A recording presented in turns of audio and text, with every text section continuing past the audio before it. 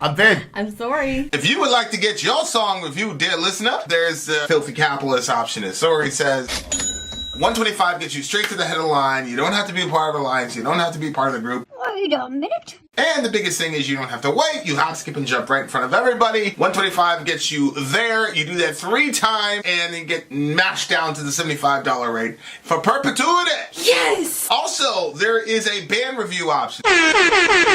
So if you've got a band and you're trying to get your band some exposure, hit me up at vinsori@gmail.com, and I'll show you the details about how to pull that off. You can also jump on Patreon, and there is a option on the tiers to be able to get your band reviewed. Obviously, we can't lie to you, so we can't guarantee a positive review.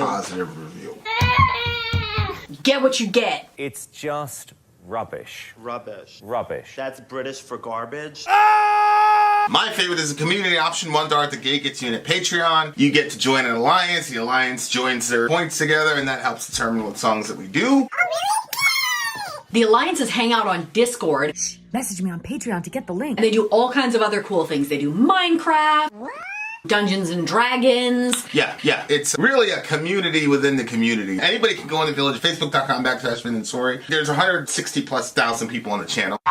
What's cool about the Discord is that it offers a real opportunity for community connection, friendship, that type of thing. And it's on Discord, so if you're not a Facebook person, it's for you. You start off at $1. Right. Plus you get exclusives. Sori and I are working on a song.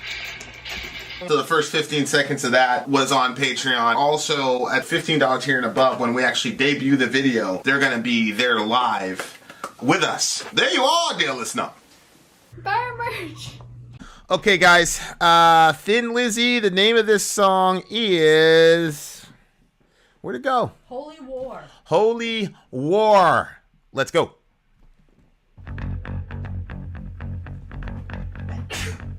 Starting with the bass. Not expecting that.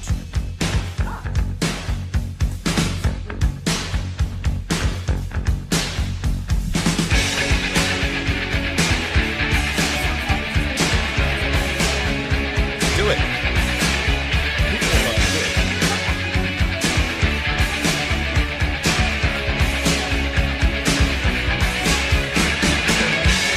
If you will adore me, bow before me and pray.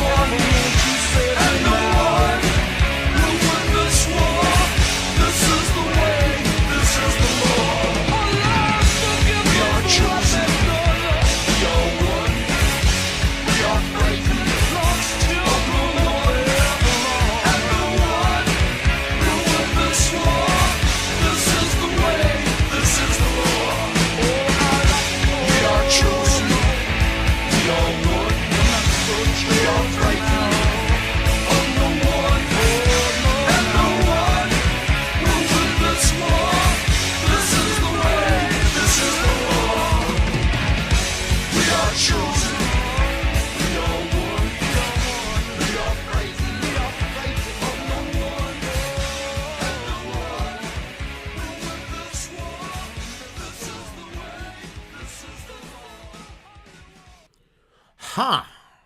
So I looked up Thin Lizzy to see if they were a Christian band because I was like, oh, this is a standard Christian thingamajig. Oh, wow. But really? They're actually, it's a very interesting story because if you look up here, not only are they a multiracial band, but the band drew their early members not only from both sides of the Irish border, but also both the Catholic and Protestant communities during the Troubles.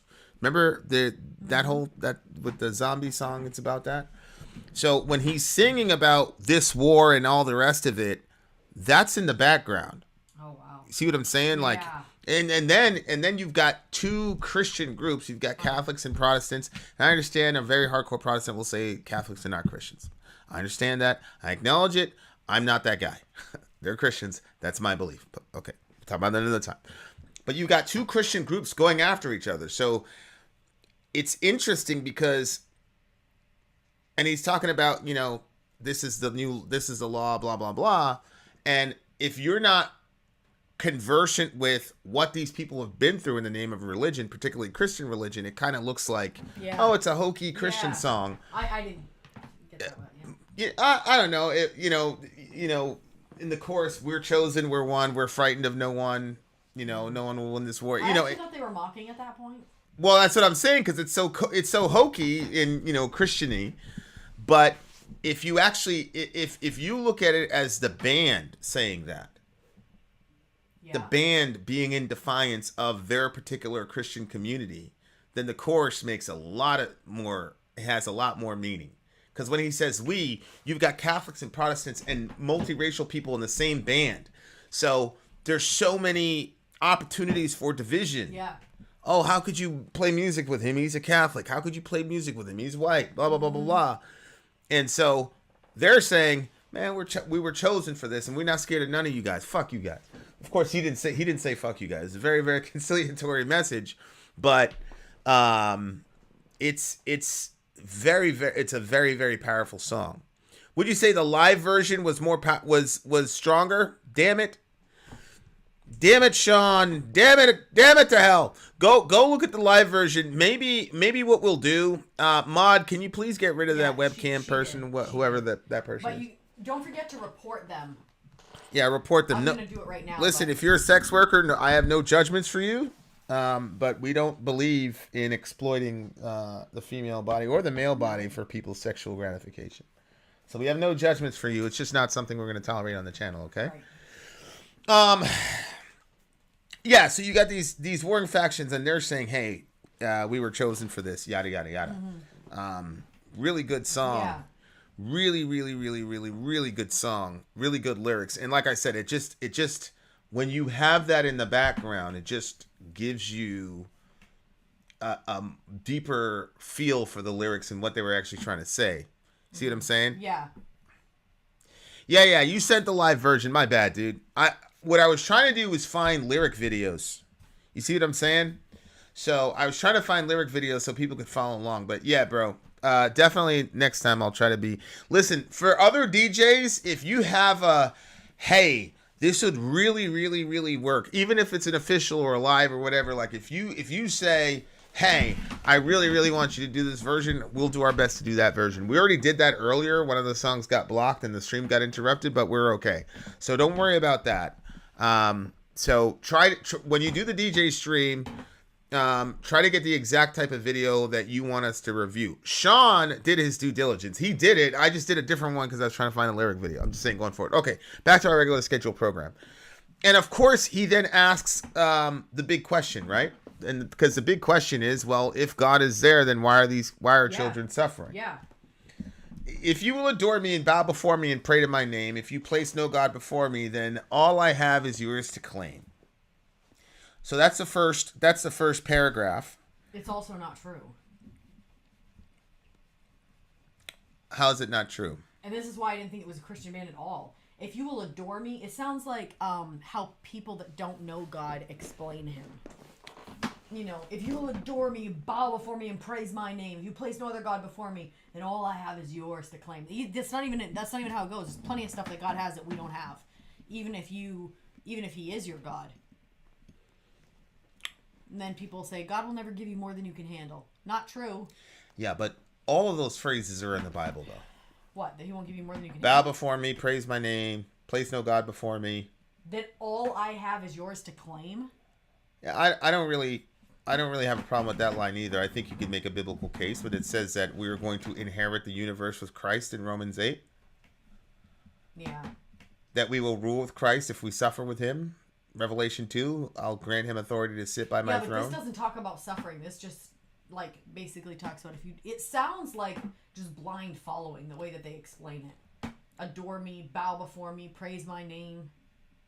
Because I don't think that, like, I think that the biggest thing, if you were to write this accurately, it would be more like, if you will know me, because just like we want God to know us, he wants us to know him as well.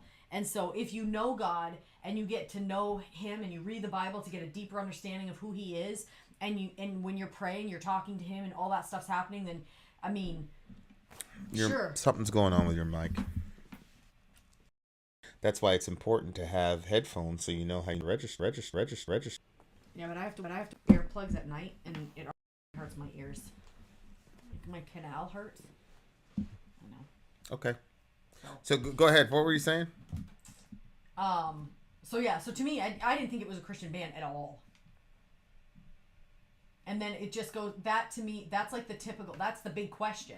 If God, like... I completely disagree. I have no idea what you're talking about. If you will adore me, bow before me, and praise my name, if you place no God before me, all I have is yours to claim. How is that wrong? All of that is biblical. I said when I'm reading it, the way that I'm looking at it as, yeah, you could see God saying like that stuff, but at the same time you could also, if a Christian who loves God reads that or says that, or an atheist says that, it's two different things. Well, that's true for everything. I guess we'll have to share our mic. I don't know what's going on with your mic. That's true for anything. Okay, so when I heard this song, I pictured it was coming from an atheist and not a Christian. You pictured it was coming from a Christian. No. I thought you said at the beginning Even of if this an that atheist, it sounded like a Christian. Even if an atheist said that, I'd agree with it. There's nothing unbiblical about that. No, because the way that he's saying it looking at it as like, and if God is in the heavens, why did God let children die? That's a second stanza. Yeah, but it's still coming from the same person, that's right? What happened. What? No, I completely disagree with you. I think what he's saying is the first line sounds good. The first paragraph sounds good, but if that's the case, then how could we believe that you're going to follow through on that promises when the second paragraph is also true? If you're this good God who can give me the whole world, then what are you doing letting kids die? What's wrong with you? So I didn't take that first line. That first the stanza I didn't take as a negative thing. I guess I'm not surprised. All those things are true. You know how when you read the Old Testament, what you got from God from the Old Testament, what I got from God from the Old Testament were two different things? I'm not certain that you were actually reading the passages, though, because when I talk to you about the passages, you always go, oh, I never saw that before. Saw it like that. There's some passages where I'll quote it, and you're like, no, and I have to show you, no, it's right there. Like, I mean, I've read the Bible all the way through. I feel like people... But you're not going to take in everything that you read. But most of us come to the book with a template. Like, for example, most people assume that the mark of Cain is a bad thing. Mm-hmm. Most people look at the mark of Cain as a curse because people have that as a template because they say, oh, Cain is a bad guy. He's portrayed as a bad guy. So obviously God must be, when it says mark of Cain, it must be a punishment. Yeah. So when I showed you that text, like I didn't show you anything like brand new. So when you say you've read it, yeah, have you read it without any, or with the cognizance of trying to limit biases as much as you can? Because when I see adore, right? When I see adore, when it says, if you will adore me, yeah, that to me is a very relational phrase. As a matter of fact, for him to lead with that is massive because adoration is a relational emotion many times. So, and adoration comes from the fact that the person or thing you're adoring is having a positive effect on you. Adoration does not happen spontaneously in the sense that randomly out of nowhere. Like, you don't randomly go up to somebody in the street and adore them. Mm-hmm. You adore someone who has done something exceptional to benefit you.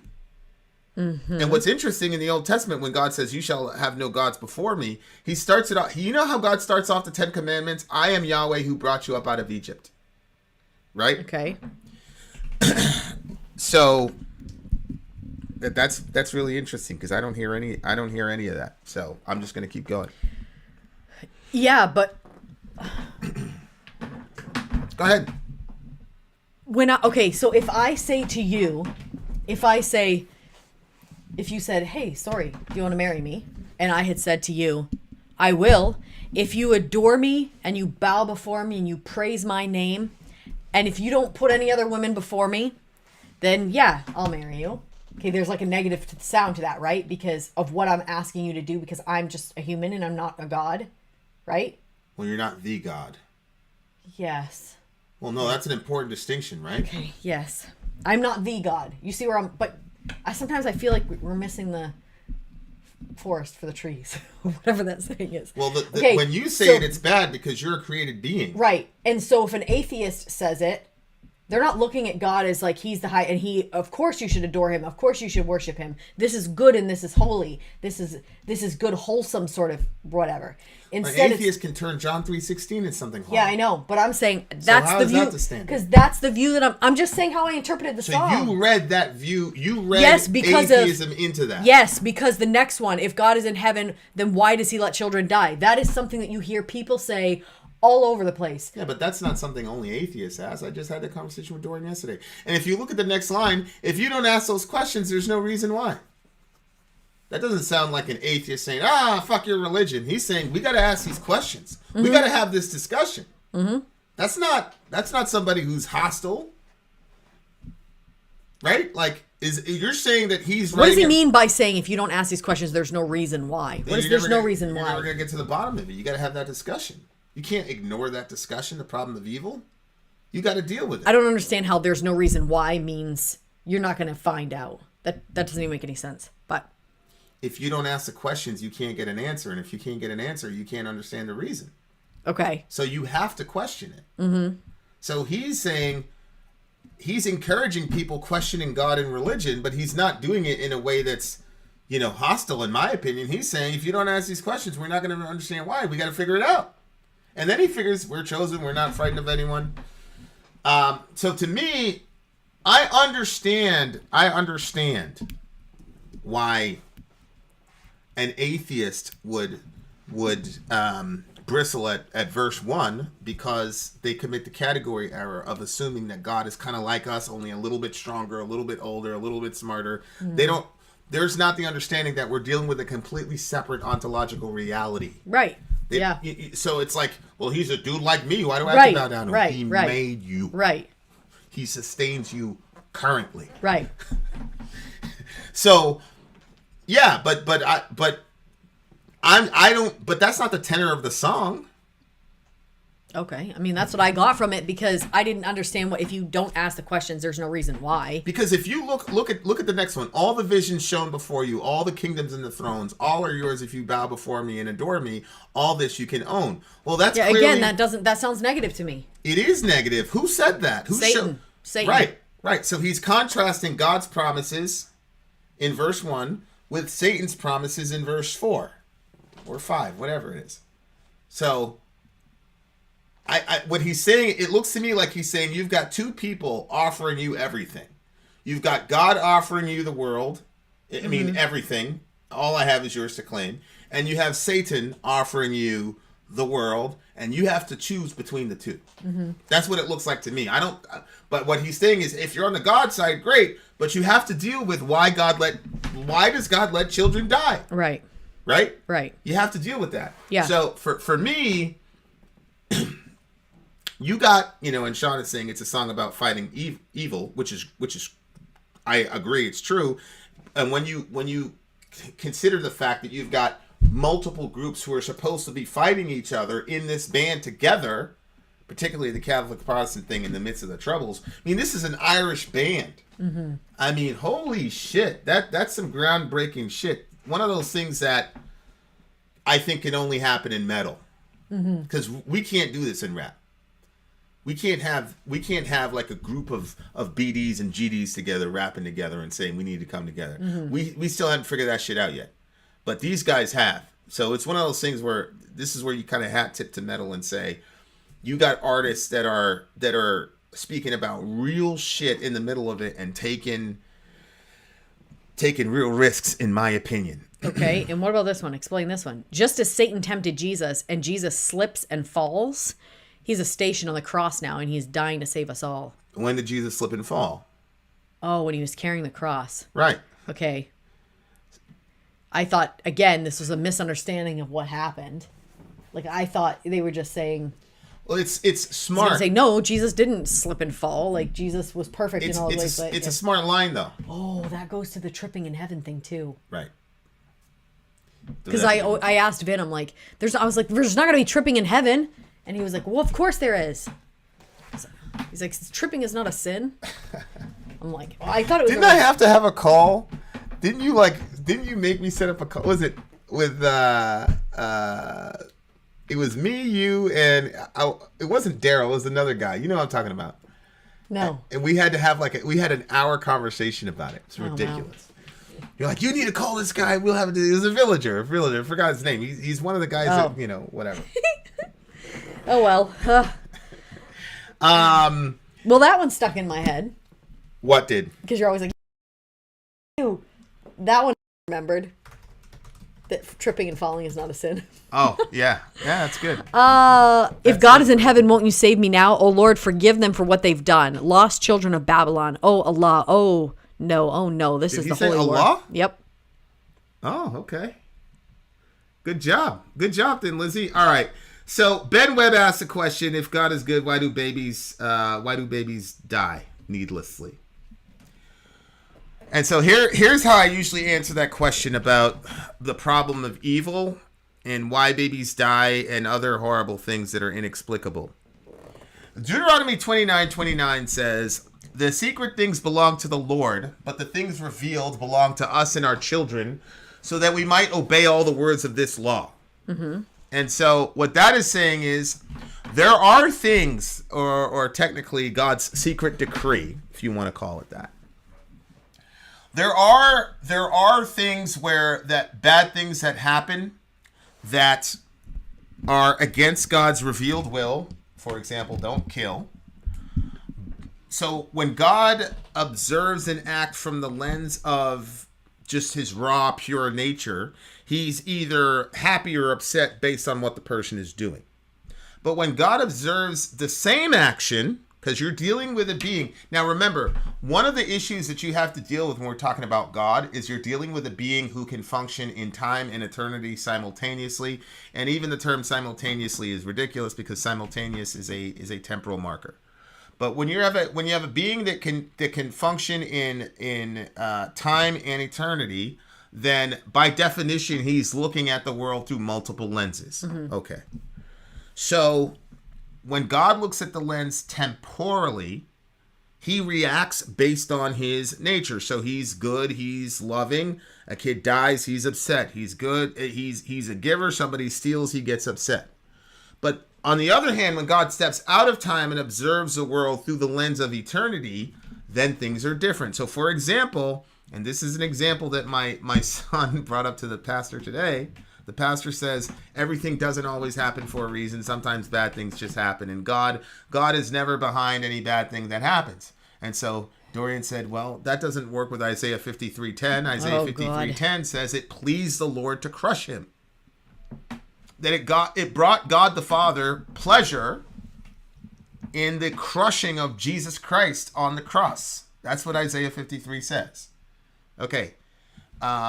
Well, does God hate Jesus? No. Was he doing cartwheels? No. What do we mean that God was pleased at the destruction of Christ? Well, he was pleased with the salvation that it was going to bring about because God knew that plan. Mm-hmm. So when God considers Jesus in time, this is a horrible thing, this is my son, yada, yada, yada. When God considers Jesus in eternity, he says, this is my son in whom I'm well pleased. And so God operates on both. Now, here's what happens. Sometimes God lets us in on plan 2. Or sometimes God brings us into the eternal perspective because we're time bound.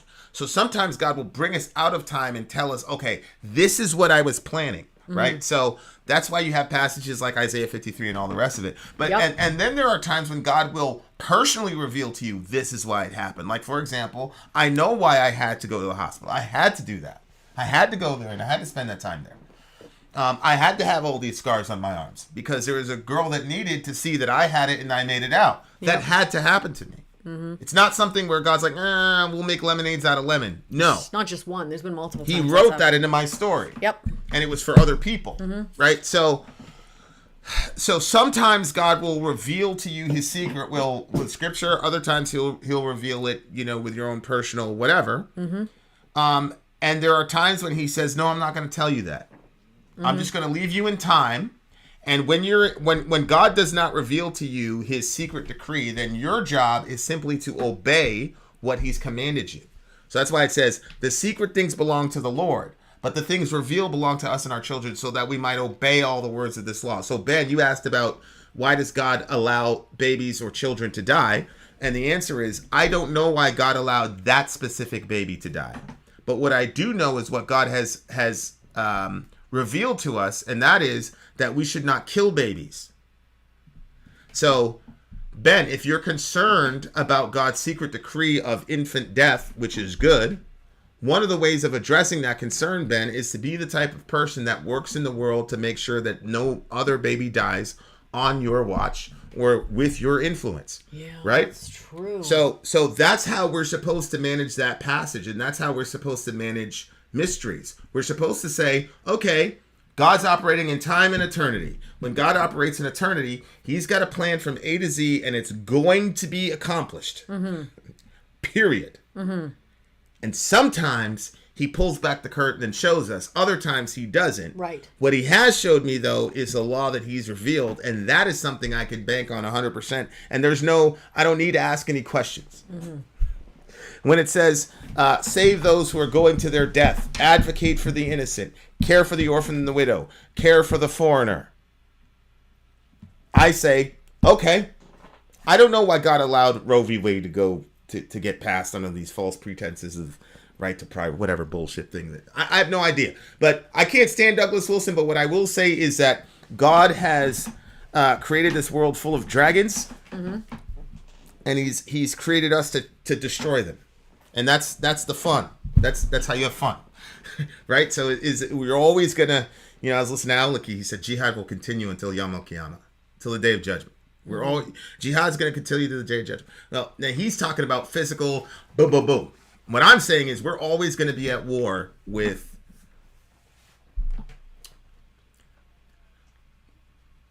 the zeitgeist of the self, say it that way. It's the spirit of our age. Everything is about us. Everything's about our comfort, how we feel. Me. Suffering for other people. Suffering for people I don't know years later. You know how many people have sent us emails saying, kill myself, but blah, blah, blah. So I mean, you guys have seen my life. I mean, I've suffered a little bit, and it wasn't fun. But those people are important. Yeah. And if I had to go through a little something so that they could, then I'm good with that. I'm good with that.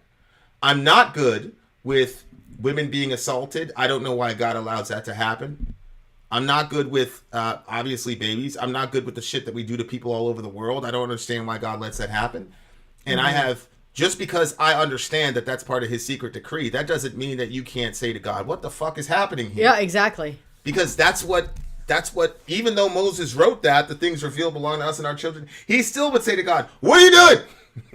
So it doesn't mean you can't question God. It doesn't mean you can't say, why do bad things happen? What it means is we got to question God as a child to a parent, not a prosecutor to a defendant. God is not in the dock. He will never be in the dock, ever, in the sense that he's got to answer to us and explain himself. No. No, sir. The scripture says no one can say to him, no one can stay his hand or say to him, what have you done? In the sense of God's not going to be prosecuted by you. You dear listener, just like me and my beautiful wife, are a combination of water, blood, dirt, and arrogance. And we're very, very, very recent. The universe is 13.7 billion years old. You and I just showed up 20 years ago. So, no, God is never going to sit in the box while you be the prosecutor and question him. Right. But he will answer, and I've done this. He'll sit at your bed and answer as many questions as you can ask him when you come to him as a child to a parent. I can testify that as the truth. He sat by my bed many a time. Facts. And he said, why are you so bad to your sister? That's what he said to me a couple days. I said, what are you talking about? He said, you're so mean. Be nicer. And I said, oh, you're just like the rest of those people. Always feel bad for her. You don't know what I'm dealing with. How dare you say those things? That's so weird. That's what I said. That's ridiculous. You know what's funny? I'm not going to talk to you. I'm going to go play Fortnite. I'm going to play Fortnite now. Well, what's funny about that is that you're, like, when you get in a certain space, I don't even try to, you got to answer that question for him. Yeah. Sometimes I say, can you tell him he's being mean? Is what thing ever going to come out? No, he didn't ask that. He asked. What was the question? Well, his question was, it's the misunderstanding about the Trinity. So he's saying, wasn't God crushing Jesus on the cross? Wasn't he doing that to himself? Who asked that? Overshadow did. And then AT was saying, yeah, what about that? Okay, so real quick, what Trinitarians believe is that there's one being or one what, and then within that one what, there are three centers of consciousnesses: Father, Son, and Holy Spirit. And so what happens is that the second person, Christ, took on a human nature. So the person of the Father punished the person of the Son in the atonement. It's a massive, massive, massive mystery, but categorically we can separate nature from person, right? In other words, if I hold up a phone, I say, what is this? What is the ontology of this? You say, oh, that's a phone. And I say, but who is this phone? And you say, well, the phone doesn't have personhood. It just has existence. So there's a difference between existence and personhood. So this phone exists, but it doesn't have personhood. Soraya exists, and she has one person. She's one for one. Let's just keep it that way. Let's put the yeah. She's one for one. She's one being in one person. This thing is one being in no person, and God is one being in three persons. So the second person was punished by the first person for the sins of all of us. Very, very, very good question. Yep. And that also explains who was Jesus praying to in the garden. He was not praying to himself. The second person was praying to the first person. Really good song. Really good song. So what are you giving this one? I'm not going to give it an Omega rating because the Omega rating is literally reserved for one person, but I really, really liked it. I thought it was a little bit more deeper than meets the eye. So I'm going to have to give this a 9.8. Oh, I had 9.7. You did? Yeah. Ha! I overcame it. Excellent. Overcame it. Having said that, dear listener, Vin out. Sorry out. Gone.